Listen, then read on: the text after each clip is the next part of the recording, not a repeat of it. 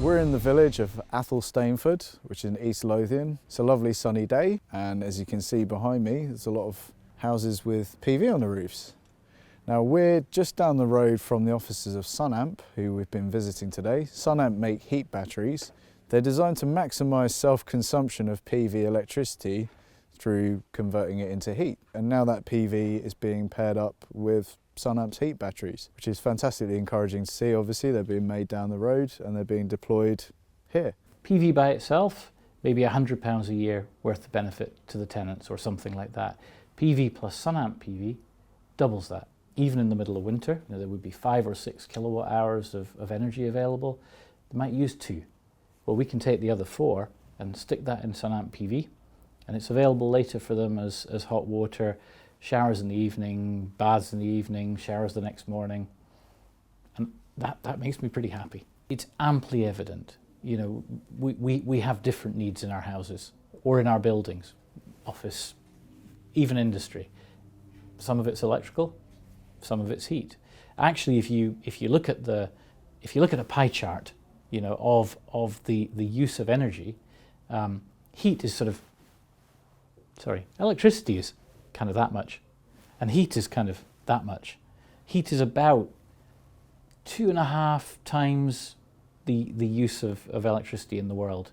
In the UK, it's more than that. In Scotland, where we are here today, it's probably 5 times more heat than electricity. And the rest, by the way, is transport. So heat's a really important part, but electricity can't be neglected. Electricity tends actually to get the limelight. And actually what we need to understand that they're both significant, important, and where energy storage fits in is, we've got sun now, we won't have it later. We'd like some electricity in the evening, and we'd like some hot water, and we'd like some heat. And there's 2 types of energy storage in my view, electrical and heat, and they can both play a part. And they can play a part alongside each other and in a very, very positive synergy. Andrew, we're here in the lab, and to your right there is red cell, which is the heart of the Sunamp PV product. That's right. But we're going to take it down to a slightly smaller scale, and maybe you can explain to us how the unique phase change materials work inside of that. Perfect, Andy. No problem at all. So I've got here one of the very everyday hand warmers, which really is the start of the story. Let me just click the disc inside, and we can see that it's going to change phase from liquid, which it starts at, to solid, and in the process it gets warm. Obviously what we wanted was to create something that would do that at a much bigger scale, at a scale that would be useful for heating your house or heating the hot water in your house, or doing the same in a commercial or industrial process or building. So what we've got here is we've got the end result of that, and that doesn't obviously bode very well for heating up your hot water. This does. It's got a couple of pipes, and that allows us to get the heat in and out.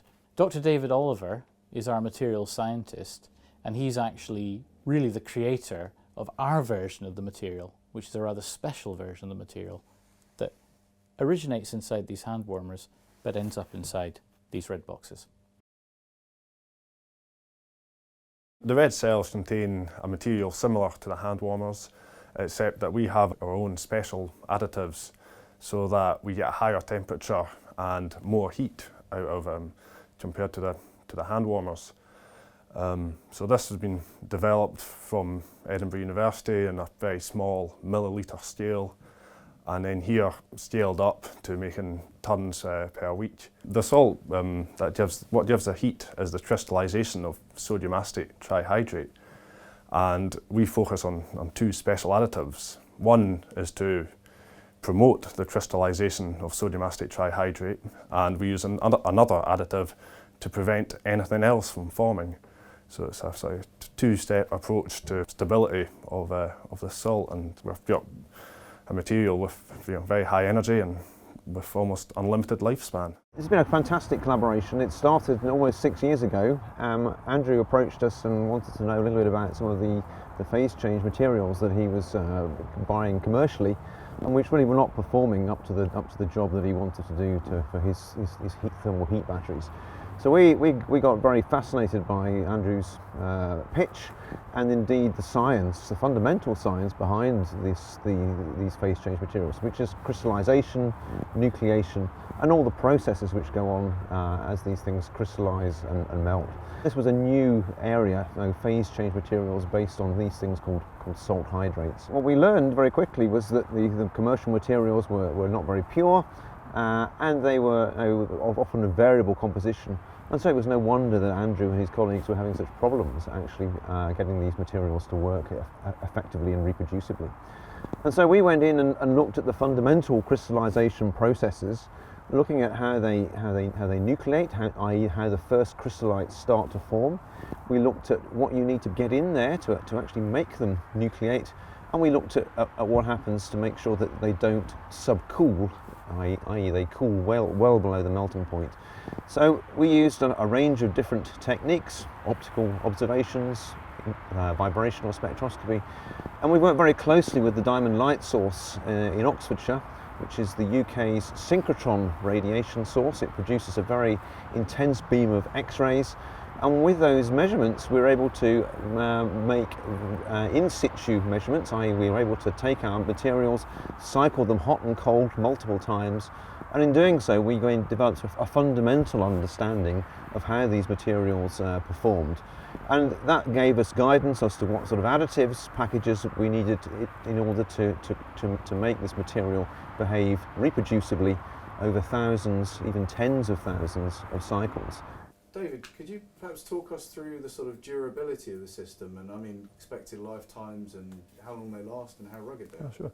They should have an almost infinite lifespan. What's important here is the composition stays the same, and we can check that, and we have checked that through repeated cycling, both on a small scale and on a full red cell scale, and we've achieved over 13,000 cycles and analysed the material afterwards and seen absolutely no degradation. And this is exactly what we would expect given the nature of the material and how it's been developed.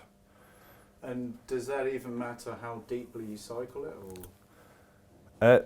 No, this is going from, we've cycling it through the most extreme conditions, which is a maximum charge and then maximum discharge, and we've seen absolutely no degradation, so we've been very happy with the results. A red cell contains about 2.2 to 2.5 kilowatt hours of energy. It depends a little bit on your depth of discharge. That's why there's a bit of a range. But not only is the energy impressive, it's the speed at which you can get this energy in and out, which is really unique to our product. At about 3 kilowatts, it takes just under 1 hour per cell. So we find that to be definitely quick enough for most people for charging. It's during discharging is when we have the very impressive power. We can see over 15 or even 20 kilowatt discharge per cell if you have the flow rate and a cold mains, and this is just unrivaled. So this is inside Sunamp PV. So you're seeing actually the internals of a Sunamp PV unit. These are the same units that are being used in the East Heat project, the same units that we're selling now to the general public. Got a number that we've sold already. They charge through this cable, which comes typically from a PV self-consumption unit. That charges an element, which is in here. There's a pump that circulates water around, and that sends heat into the 2 red cells that are inside. You see one of them here. And over time, gradually, at about a rate of somewhere between 50 watts, if there's almost no PV intensity, no sunlight falling on the PV, up to about 3 kilowatts, if it's full sun, this will charge. And then when you want to run a bath or you want to take a shower, water can flow in and flows back out immediately hot. And it can flow at pretty high flow rates. Everything that David was saying about power equates to flow rate. If you want 50 degrees hot water at 12, 13, 14, 15 litres per minute, this can deliver it. So it's going to deliver you a really nice shower where it's going to fill your bath in 5 minutes.